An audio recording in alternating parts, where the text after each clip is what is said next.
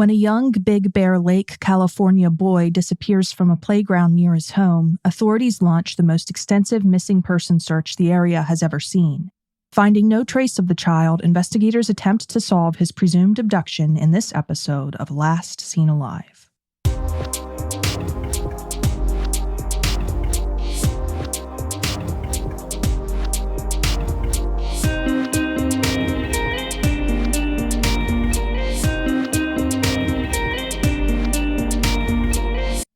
Thanks for listening to Last Seen Alive. I'm your host, Leah, crime analyst by day and true crime storyteller by night.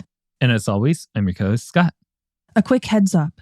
This case involves the disappearance of a young child victim. It contains discussion of the crimes of a serial child predator, which are disturbing and include sexual assault. We won't go into any graphic detail, but still, please listen with care. Jack Phillips, who also went by JD, was last seen alive on August 6, 1995. He was 9 years old at the time and lived in Big Bear Lake, California. Big Bear Lake is a small and stunningly scenic mountain town in Southern California, about 2 hours east of LA. Although it's a permanent home to only about 5,000 residents, it's a tourist mecca, so there's always something going on and visitors are abundant. On summer weekends, it may host as many as 100,000. Big Bear Lake's draw lies in its natural amenities. As the name suggests, there's a lake, which is surrounded by the San Bernardino Mountains and is wildly popular among anglers. Hiking, trail riding, and mountain biking are popular activities as well. Even in the winter, Big Bear Lake attracts visitors to its ski resorts. The year-round recreational opportunities are made possible by the area's Sky Island ecosystem, a rare type of ecosystem characterized by high-elevation mountains surrounded by wildly different lowlands. In Big Bear Lake's case, the Southern California desert makes up the lowlands, which stand in stark contrast to the comparatively lush topography of the mountains. 9-year-old Jack, his 2-year-old little brother, Mom Michelle, and her boyfriend Ronnie were among the few thousand people who called the Sky Island oasis of Big Bear Lake home. They, along with other residents and plenty of tourists, set out on August 6 to watch the annual Old Miners' Day parade. The parade, which is a celebration of the area's Gold Rush-era mining history, features creative floats and draws a large crowd every year. After the parade, the family returned to their home, which was located in the Embers Lodge area just off of Big Bear Boulevard. And shortly after that, at about 5:30 p.m., Jack walked to the nearby Aspen Glen picnic area, which was close to his home. Among the towering aspen trees, it featured a playground, which was his reason for going there. The problem came when Jack failed to return home from the playground. Around sunset, when he hadn't yet come home, his mom, Michelle, drove down to the Aspen Glen playground to look for him. Shortly after she realized he wasn't there, she contacted police to report him missing. That was at approximately 9 p.m. So it's definitely harking back to the streetlights were the call to come home kind of era vibes. Right, and at this time in history, it was very common for a kid to walk down to a playground near their house. I did it when I was a kid, but you were certainly expected to be home by dark. Yeah, I think it was pretty universal for anybody that was a kid in the 90s to have that. However, when you have that many people in an area like this and it's so tourist heavy, it's going to make the investigation into where he is so much more difficult. Yeah, it is, because you have that constantly changing transient population that absolutely can complicate an investigation. We've mentioned that in a couple other episodes that happen in outdoor areas like national parks, for example. In any case, perhaps partially because of that, the police response to Michelle's report was enormous. When the San Bernardino Sheriff's Office received her report that her child was missing, they wasted no time in organizing a serious response. They believed that Jack may have wandered off into the rugged wilderness of the San Bernardino National Forest. And this was a big deal, not only because of the natural hazards presented by mountainous terrain, such as the risk of injuries from falls or other mishaps, but because even during high summer, the area was no stranger to nighttime chill. According to historic average temperature data, August nighttime temperature lows may dip into the low 50s Fahrenheit, or about 12 degrees Celsius. This is low enough to present the risk of hypothermia, especially for a child inadequately dressed for such temperatures. And Jack had been inadequately dressed. He'd last been seen wearing shorts and a tank top. So search efforts were launched immediately with deputies and other searchers, hundreds in total, setting out that night after Michelle's 9 p.m. phone call to police. They established a 20 square mile, or approximately 52 square kilometer, search area that encompassed the land surrounding Jack's home and the playground he'd presumably vanished from, and they scoured this perimeter for any sign of Jack. Unfortunately, despite the use of night vision equipment, they found none. They even deployed scent tracking canines, but the dogs were unable to pick up Jack's scent. So that's pretty alarming, to say the least. You would have expected them to at least have a pretty solid trail around the playground. Right. It makes you wonder, did he make it there at all? What happened to him? Yeah, if I were leading the investigation and we didn't have any scent at the playground, I'd want to track from his house to wherever his scent trail ends to try to pinpoint that location. I would too. Now, I don't have a lot of information from the reporting on the canines. They just say they couldn't locate his scent. I don't know if that means that they were able to locate it at an expected location, such as his home, but they just weren't able to locate it going off in an unexpected direction of travel. I don't know. I don't have those details, unfortunately. In any case, authorities were able to locate one witness, another 9-year-old boy who had possibly been the last to see Jack. He told them that he'd seen Jack walking from the direction of the picnic and playground area in the direction of his home at about 5:30 p.m.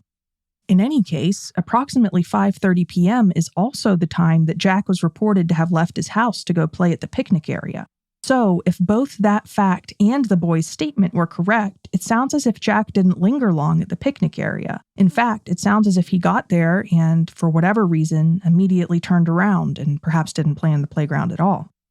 Yeah, my one concern with that is how credible is a 9-year-old's judgment of time? That's a great question, and I really don't know. So that's why I said, if those things are both true. So I'm not saying that he is incorrect. I'm just saying that maybe his judgment or time might have been off. That's very possible, yeah. So where Jack went from there, though, is a mystery. He might have been walking in the direction of home, but reportedly he never made it there. The searches continued for 2 weeks, with searchers working on foot, on horseback, on ATVs, and aerially via helicopter. According to what a San Bernardino sheriff's deputy told the LA Times, the search for Jack was the largest search the agency had ever conducted, ever, for any missing person. The manpower that went into looking for Jack was incredible. Jack's disappearance also received heavy media coverage, so even people in the area who weren't technically searching for Jack were still keeping an eye out for him. They'd seen his face on the news and on the many posters that had been put up. After those 2 weeks of nonstop searching failed to yield any results, though, authorities called off the search. They'd put forth their best, most intensive efforts and hadn't found a single trace of Jack, not so much as a shoe print or scent trail. It was as if he'd vanished into thin air, and authorities had begun to think that he likely had not simply wandered off and become injured or disoriented. San Bernardino Sheriff's Deputy Sergeant John Hawks told the San Bernardino County Sun, quote, "If anything, at least we know now where he isn't. We're reasonably sure he's not in the Big Bear Valley," end quote. Now, Sergeant Hawks also stated that calling off the local search efforts didn't mean that they were giving up. The investigation would continue. There was just no point, they felt, in continuing to search where they knew, as well as they possibly could anyway, that he wouldn't be found. They needed to look elsewhere. Tips came in from concerned members of the public who wanted to help, and one in particular stood out. It came from a woman who was either Jack's aunt or a friend of the family, which exactly varies depending on the news source. In any case, 5 days after Jack's disappearance, she told investigators that she'd received a collect call, or reverse charge call as it's known in some places, and she thought it had been from Jack. She explained to them that she'd received the collect call and that during the pause where the caller identifies themselves, she'd heard Jack's voice. Naturally, she'd accepted the call. However, after that, there'd only been silence. The caller had abandoned the call. Pretty bizarre, to say the least. Right. Now, that woman, the aunt or the family friend, lived in Bakersfield, which is more than a 3-hour drive from Big Bear Lake. And while it may seem odd that Jack might call her rather than his own mom, there's a good reason why he might have done exactly that. According to reporting for the LA Times, prior to Jack's disappearance, his mom's phone had been disconnected due to non-payment, so he couldn't have called his mom. An aunt or aunt-like figure, perhaps, might have seemed like the next best option. Unfortunately, investigators couldn't be sure whether the call really had been placed by Jack or by someone else. The witness had only heard the voice briefly, and although she believed it might have been Jack's, she couldn't be certain, so neither could they. Jack had another, perhaps more tenuous connection to Bakersfield as well. It was where his dad resided. At the time, however, his dad was incarcerated in a local prison, so it wasn't as if Jack could have hoped to meet or to live with him there. Which brings us to an important point in this case. There's no way that Jack could have been abducted by his non-custodial parent, as we sometimes see in missing children's cases. Obviously, his father's incarceration precludes him from any sort of direct involvement in his son's disappearance. Yeah, he's obviously one of the first people you're going to have to look at, so getting that out of the way early is a good call. Right, parents and caregivers are the first place for investigators to start in a case like this, but in this case, obviously it wasn't him. Now, in the wake of their fruitless search efforts, investigators did, of course, consider that Jack might have been abducted by someone. In fact, abduction became their leading theory, and on that note, they looked into each and every registered sex offender known to live in the Big Bear Lake area. Meanwhile, Jack's mom, Michelle, made a statement to media with the help of the National Center for Missing and Exploited Children, saying, quote, "I have a strong connection with my son. I know he's still alive and out there wanting to come home," end quote. Investigators also appealed to the public, asking anyone who'd recorded video at the old Miners' Day parade to share that video with them. They hoped it might show something that could possibly shed light on what had happened to Jack that day. They also asked anyone who'd been at the Aspen Glen picnic area that day or who'd driven along Highway 18 in the vicinity of the lake to contact them. Despite these appeals, investigators found themselves with an excess of questions and a disturbing lack of answers. No one, it seemed, had seen where Jack had gone that day. The closest thing they had was the 9-year-old boy who claimed he'd seen Jack walking in the direction of his home from the direction of the Aspen Glen playground. As summer waned into fall, people around Big Bear Lake began displaying blue ribbons outside of their homes and businesses in remembrance of Jack. By that time, investigators were more confident than ever that Jack had been a victim of some sort of foul play, such as an abduction. Of course, as we've mentioned in quite a few previous episodes, when children fall victim to foul play, their parents or guardians are the most likely perpetrators, statistically speaking. And investigators certainly took that statistical possibility into account, too. Early in their investigation, investigators had learned that Jack had vanished shortly after an argument between his mom, Michelle, and her boyfriend, Ronnie. Michelle told investigators that she thought Jack might have been upset by the arguing and that may have been why he'd sent off for the Aspen Glen picnic area. Not so much because he wanted to play, but because he just wanted to get a break from the noise and the conflict. Understandable. Yeah. As reported upon by the LA Times, Michelle had spoken candidly to media shortly after her son's disappearance, stating, quote, "JD told a friend he was tired of the arguing," end quote. She followed that up with an appeal directly to her son, saying, quote, "Jack, I love you. Ronnie is not at the house. Please come home. You're not in trouble. You won't be on restriction. Just come home. I love you, JD," end quote. Okay, so there's a few key points with this comment that she made. Obviously, Ronnie not being at home and not being on restriction leads me down the path of how tense and chaotic that relationship may have been for the kids. Right. It sounds like Jack's home life at the time may have been a bit chaotic. We have this fighting between his mom and her boyfriend. We have the financial troubles that are hinted at by the phone being shut off. So it sounds like times were a little tough. So, she may have thought that perhaps her son ran away, maybe because of these stressors. And it's understandable that she would think, being only 9, he might be afraid to come home because he'd be in trouble. And I think she really wanted to assure him that that was not the case at all. She just wanted him to come home. Yeah. Right now, I'm pretty interested in Ronnie as a suspect. Well, speaking of Ronnie and why he wasn't at the house at the time, it may have had something to do with the fact that he was arrested on the night of Jack's disappearance. Okay. According to that LA Times article, Ronnie, quote, was arrested the night that Jack Phillips disappeared on an unrelated criminal matter, end quote. Okay, so I know you very well. I know you've dug into this. Do we know what that criminal matter was? Yes, of course. Naturally, I was as curious as you are now, Scott, about this unrelated criminal matter. And while that LA Times article doesn't specify, not to worry, a journalist named Judy Bowers covered this case for the Big Bear Grizzly, and she did specify in her coverage. In one of her articles, she reveals that on the night of Jack's disappearance, Ronnie was arrested on a weapons law violation charge. A little concerning, to say the least.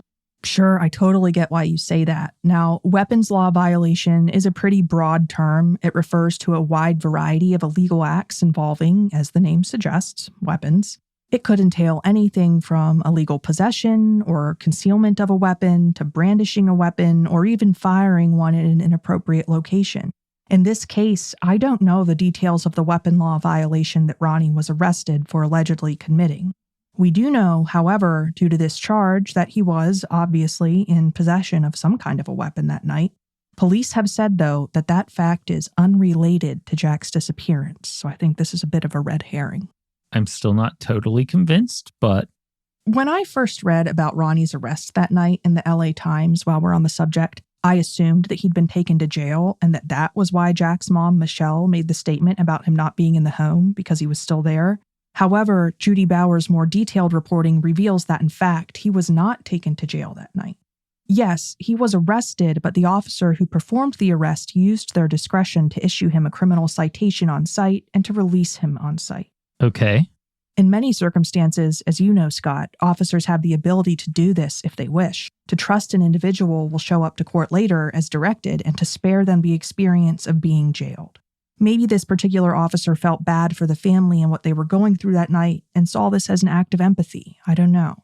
I do know, though, that Ronnie did not, in fact, show up for his late September court date, as the officer had trusted him to do. As a result, he was charged with failure to appear and a warrant was issued for his arrest. After being arrested, he was held on $50,000 bail, and in her reporting, Judy Bowers wrote that he would likely end up serving, quote, the term of his original sentence, 114 days, end quote. Now, if you're wondering what original sentence I'm talking about, allow me to clarify. Ronnie had already been on parole when he'd been charged with that weapons law violation. He was no stranger to the criminal justice system. Just taking it all full circle, if he's on parole, he's not allowed to have weapons, obviously. Sure. If he was caught with one by an officer that was responding to the call for Jack being missing, that would probably trigger that. It sounds like that's probably what happened, yeah. Either way, given that history and given that fact, I'm still concerned by the fact that we have a missing individual that fled the house after his mom and Ronnie got into an argument and then shows up missing, and we have somebody known with a weapon. It's still enough for me to want further investigation. You know, I was thinking the exact same way at this point in my research when I was looking into this case. Now, as for what Ronnie's criminal history was like, whether it was serious or petty, I don't know. I wasn't able to locate that information. However, I'm not sure it matters as much as it may sound like it does right now, and here in a little bit, I think you'll understand why. In any case, investigators questioned both Ronnie and Michelle, who had reportedly been home together at the time of Jack's disappearance, extensively. Meanwhile, Michelle did what she could, which was frustratingly little, to attempt to locate Jack. A few months after his disappearance, she told media, quote, I fluctuate between being very depressed and okay. The thought that I will never see my baby again and the belief that Jack is alive and out there somewhere waiting for me to come and find him is very frustrating. All I can do is sit here and wait for news, end quote. That's a very understandable place for any parent to be in these kinds of situations. I can only imagine her torment in this situation. So there wasn't a great deal she could do, but when the opportunity for any kind of action presented itself, she took it, even if it was unconventional. Her other choice was, like she said, to just sit there and wait for information. So that's how, about 3 months after Jack's disappearance, she ended up traveling to LA to participate in a TV show called Psychic Detectives. Of course, the psychic detectives weren't able to locate Jack, and as a result, the segment that she participated in filming never actually aired. I think that says a lot about how exploitative these psychic shows can be. Right. As anyone who listens to this show knows, I'm not a fan of this sort of thing. It does feel like it may be giving parents false hope or stringing them along. I feel very bad for Michelle in this situation, but I understand why she participated. I mean, you've got to do anything you can, but the fact that you're going to hide the instances where you have these parents that are coming for help, or you have these people that are coming for help, and you can't actually help them with your quote unquote psychics, you can at least give them the publicity of saying, hey, this is the case, and still airing it. Yeah, to raise public awareness, that would be nice. I think you have the moral obligation to at least go through with that if you're going to make your entire show so exploitative on those people that are truly desperate for answers. I think you have a solid point, but that's not how this show worked. So in my research, I learned that this show would film a bunch of segments, but they would only air the ones where the psychics were able to produce information that they felt was valuable to investigators. And I looked in records and I tried to see if any episode actually aired with Jack's case in it, and I couldn't find any record of that, so I don't believe it did. Of course. So really, though, what this goes to show is that after several months of missing her son, Michelle was willing to try anything that might shed light on his whereabouts. As for the actual detectives assigned to Jack's case, while they knew well that, statistically speaking, parents are often involved when a young child falls victim to foul play, their search for answers was far from myopic. That was not their only area of focus. And early on, they discovered a potential person of interest from far outside of the family with a history so extreme that it almost defied belief. More on that next. And now, back to Jack's story. When 9-year-old Jack Phillips went missing from at or near a picnic and play area by his home in Big Bear Lake, California, investigators immediately launched intense searches. After extensive but fruitless searching, they had discovered no traces of Jack and had come to believe that he was likely no longer in the Big Bear Lake area. This led them to heavily consider the possibility of foul play.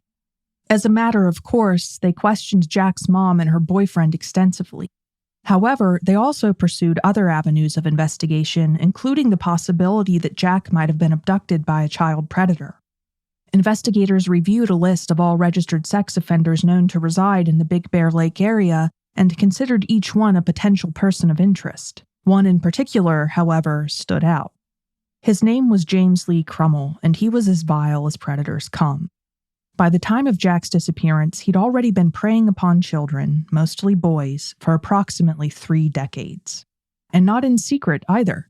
According to reporting for the LA Times, by the 1990s, Crummell had already been convicted of sex crimes against children in 4 separate states, dating all the way back to the 60s. How is he still walking around? Oh, we're going to get to that. To sum it up, though, judicial incompetence and indifference. So we need the Scott's going to get mad at judge's disclaimer?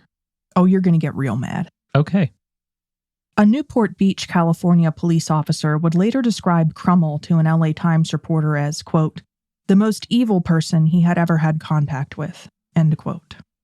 Crummell was an extremely prolific predator, almost certainly more prolific than we'll ever know. His offenses against children were numerous and included abductions, sexual assaults, brutal beatings, acts of life-threatening strangulation, and, yes, murder. By the time of Jack's disappearance, Crummell had already been convicted of murdering a child and sentenced to life in prison. However, he had legally wormed his way out of it. Of course he did. Allow me to explain. In 1967, a boy named Frank Clausen, who'd been Jack's age, had vanished while riding his bike through his Drexel Heights, Arizona neighborhood. Residents had launched a search and had eventually found his body. He'd been fatally strangled. Shortly after this discovery, Crummell had left town. Eventually, Frank's murder was solved by an extremely dedicated Pima County, Arizona Sheriff's Office sergeant and homicide investigator named Bob Lowe. Sergeant Lowe, who had a passion for protecting children, spent years meticulously investigating and piecing together Crummell's crimes. Everything he learned about Crummell, and there was a lot to learn, disgusted him to a degree that he had perhaps not known was even possible. Prison psychological evaluation after prison psychological evaluation screamed that Crummell could never be trusted in society. Here's a quote from one such evaluation as reported upon by Lori Bashida for the Orange County Register. Quote, Crummell apparently cannot stop himself when he sees a young boy he's attracted to. It is further our opinion that he is dangerous. I suspect that he will have a great deal of difficulty in the community. Whenever Mr. Crummell is released, we have to worry about the risk of repetition of his violent conduct, end quote.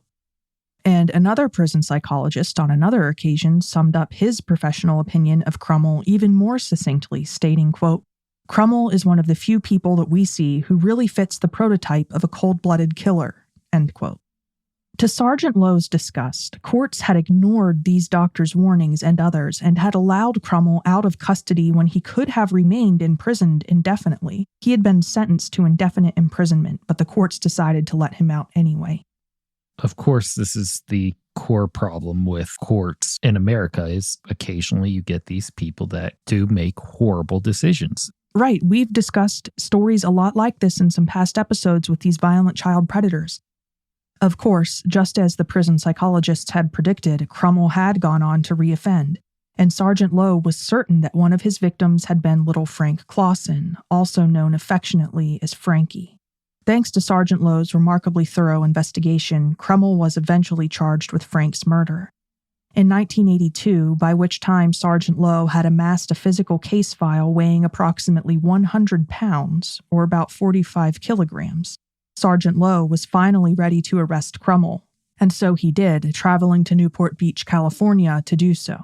However, in a crushing blow to the case, a witness who Crummell had confessed to recanted his statement and refused to assist with the prosecution. The case was dismissed, and Crummell returned to California, where he victimized another young boy.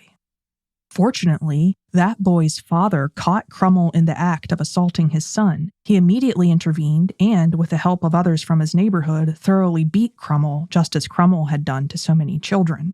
Crummell ended up in the hospital, but unfortunately for his future victims, survived. He was charged with the assault against the young boy, but that was somehow acquitted. So that's another issue all on its own. Yes, these failures of the justice system happened repeatedly with this man, and it enabled him to inflict unimaginable harm and death upon numerous children. They truly are culpable for his reoffenses. Yes, I consider these judicial members partially responsible.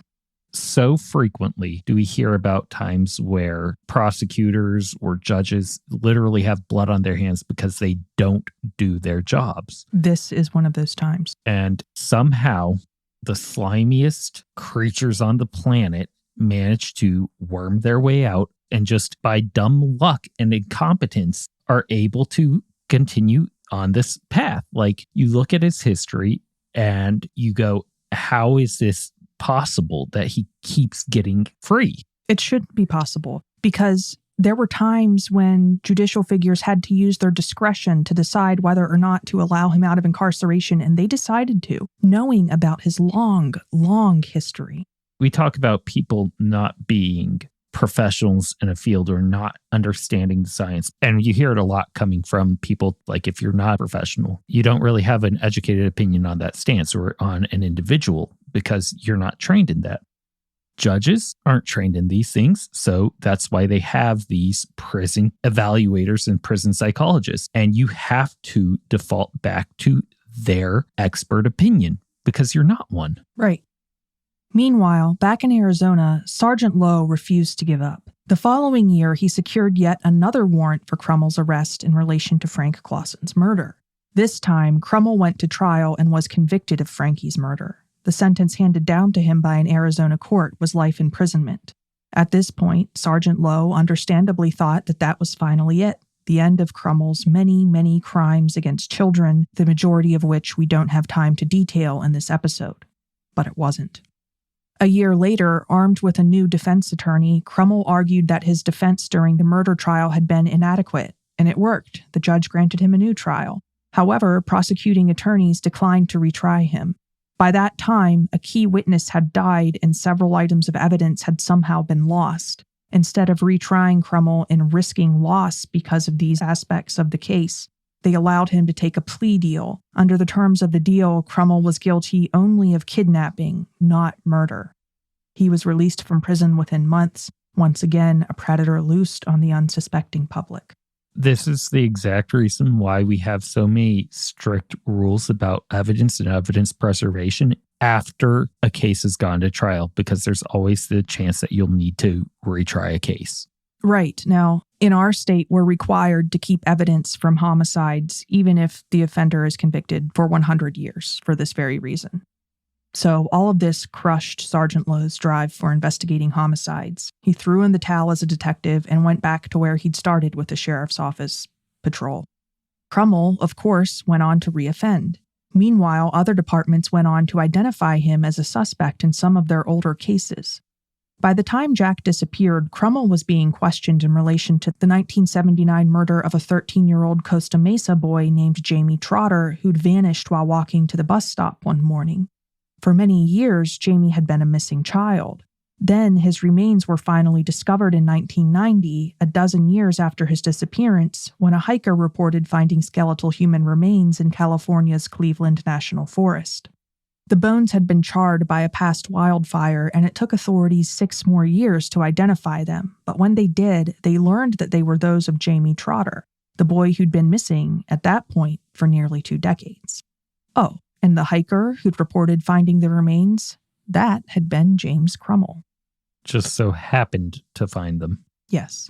Why Crummell reported that, I don't know. Maybe he thought that investigators would be unable to identify the charred bones, and the thought of reporting them and knowing or thinking that authorities wouldn't be able to use them to tie him to a murder gave him a thrill. That's my suspicion anyway. I don't for a moment think that Crummell experienced anything remotely resembling a guilty conscience. My thought was somewhere along the same lines, where he either thought that he could bring it up and get that thrill out of seeing them work on the case again, or if he was offended that the case wasn't getting enough attention and he needed some sort of spark to just boost his ego once again so that he could use it as a platform to reoffend again. I think you're probably right. Now, in any case, authorities eventually determined that Crummell had abducted, sexually assaulted, and murdered Jamie. Crummell would eventually be convicted for that murder and would be sentenced to death, and would not succeed in overturning it on appeal. However, that conviction wouldn't occur until 2004. Meanwhile, in 1995, the year of Jack's disappearance, Crummell was living in Big Bear Lake, which of course meant that no child there was safe. Unfortunately, the parents living and visiting there with children likely had no clue. Given everything we've just discussed, Scott, you can see why investigators quickly zeroed in on Crummell in relation to Jack's case. Absolutely. Investigators in Big Bear interviewed Crummell shortly after Jack's disappearance, and their conversation with him immediately heightened their suspicions. Something, a deputy who'd spoken to him would later tell ABC 7 News, had clearly been up with Crummell. According to reporting for the Big Bear Grizzly, Crummell had, quote, made the interview very difficult, end quote, claiming not to remember a variety of details about the day of Jack's disappearance as if struck with sudden and selective amnesia. He did, however, concede that at the time of Jack's disappearance, he'd been just half a mile away from the picnic area he'd vanished from, which isn't surprising when we consider the fact that at the time, Crummell was living on the very street that Jack walked to get to that picnic area, according to reporting by the Associated Press. That, combined with Crummell's long history of extreme crimes against children, was enough to make Crummell the top suspect in Jack's disappearance. The fact that Crummell was a free man at all shocked investigators. In addition to the murder of Frankie Clausen, he'd abducted, assaulted, and severely injured many other young victims. One of those victims had been a 14-year-old boy who he'd abducted, assaulted, and beaten severely with a large stick before throwing him into a ditch. 2 days later, a passing motorist had noticed the boy, still lying in the ditch, alive but in serious condition and unable to help himself out. For that egregious crime, for the unfathomable suffering and lifelong damage inflicted upon that child, who had almost certainly not been intended to survive at all, Crummell was sentenced to just 5 years in prison. When it comes to Crummell, and it's especially disheartening with Sergeant Lowe, because he is the epitome of what detectives should be. Yeah, he went above and beyond. To have him relegated to giving up and being on patrol is a loss for his entire community. Like, that cannot be overstated. Yeah, totally. Time after time, we have evidence in Crummell's case of law enforcement going above and beyond, or law enforcement doing their job 100%. Mm-hmm. In modern society, we hear about it all the time. People are angry at law enforcement for not doing their job. This is not that case. No, not at all. They have consistently overperformed what would be expected of them. Right. Lots of investigators over the course of decades and throughout multiple states did their job well and got charges against him. But we keep seeing these judicial failures happening in the courtroom that allow him to get back out. Over these decades, they have allowed him to be able to commit these crimes. And it's atrocious. It's a disgrace to the American justice system. The amount of times law enforcement gets hate for not doing their job when it's not their fault. Like, this is the prime example of law enforcement doing everything right and it being the courts or the judicial system letting them down. Sure. And, on top of that, how much time Crummell actually ended up serving out of that 5-year sentence, I don't even know. In any case, it was clear that Crummell was a remorseless child predator who committed brutal crimes in rapid-fire succession. In every single community he lived in, he victimized children. To think that Big Bear Lake would somehow be an exception would have been profoundly naive. In addition to questioning Crummell, investigators searched his home and vehicle. During the search of his home, they discovered, quote, hundreds, if not thousands, end quote, of obscene images, including photographic evidence of Crummell assaulting children. Investigators were eventually able to ID and track down 3 of the boys in the photos who were, fortunately, still living. The boys, by then young men, all confirmed to investigators that Crummell had indeed assaulted them years before. Investigators charged Crummell with the crimes he'd committed against those boys, and they kept working toward locating proof that Crummell had victimized Jack. Ultimately, the department collected a wealth of evidence against Crummell in relation to Jack's case, but it was all circumstantial. They were never able to locate any physical evidence that definitively implicated him in whatever had happened to Jack, and they were hesitant to prosecute without that. Crummell did, however, end up in prison for other crimes. Eventually, though, while languishing on death row following his conviction in the murder of Jamie Trotter, Crummell proposed a deal to prosecutors. He'd confess to Jack's murder and tell them where Jack's body was, if they got rid of his death penalty sentence. By that time, he'd already confessed to another inmate that he'd murdered Jack, which prosecutors were well aware of. Prosecutors were not about to play games with Crummell, who had been treated unjustifiably leniently by the criminal justice system for far too long, to the detriment of many innocent children. They also didn't believe that Crummell truly intended to reveal the location of Jack's remains. Rather, they suspected he was attempting to toy with them. They refused his demand. In May of 2012, Crummell, in an uncharacteristically thoughtful move, launched himself off of this mortal coil, fatally hanging himself in his death row cell. Jack's dad, by then long released from incarceration and back together with Jack's mom, was glad to see Crummell go. He told the San Bernardino Sun, quote, "It would have been nice to know where my son was, but I'm glad Crummell's dead. I'm glad he's gone. There can never be any closure. Nothing would have brought my son back." End quote. Jack's mom, Michelle, died a short while later, also in the summer of 2012, having never received answers regarding her son's disappearance. In another tragic twist for the family, particularly for Jack's little brother, Jack's disappearance wasn't the only one to affect their family. Michelle's boyfriend, Ronnie, disappeared in 2002 while camping in Twin Peaks, California. This meant that in addition to losing his older brother, Jack, Jack's younger brother also lost his father 7 years later because Ronnie was his dad. And then, a decade after that, as a young adult, he lost his mom. Like Jack, Ronnie remains missing to this day. Whether he suffered an accident in the rugged San Bernardino mountains and simply hasn't been found, or whether there's some other explanation isn't clear. Little is known about his case, but authorities say his disappearance is not related to Jack's. It's just a tragic coincidence. Speaking of father figures in Jack's life, though, Jack's dad ended up serving as a father figure to Jack's little brother, despite not being his biological father. Many couples who suffer the loss of a child end up being torn apart by the tragedy, but the opposite was true for Jack's parents, Jack and Michelle. In the years following Jack Jr.'s disappearance, Jack Sr. and Michelle reunited and mourned his loss together while raising Jack's little brother. Their renewed relationship lasted until Michelle's death. Today, Jack is presumed to be deceased. His remains have never been found. If you know anything about the disappearance of Jack Phillips, please contact the San Bernardino County Sheriff's Department at 909-387-8313. That's all for this episode of Last Seen Alive. Thanks for listening. Make sure you check out our website, lastseenalivepodcast.com, for photos from the story and links to the sources we used to write it. While you're at, follow us on Insta at LSA Podcast and TikTok at Last Seen Alive Podcast. Episodes of Last Seen Alive air every Monday. See you then. If you think bringing unsolved cases like Jack's to the public's attention is important, please take a moment to rate or review Last Seen Alive and tell your friends to check us out too. We'd really appreciate it. Also, don't forget to check out our merch store where you can get an LSA t-shirt or hoodie. We donate 50% of the proceeds from every sale to the DNA Doe Project.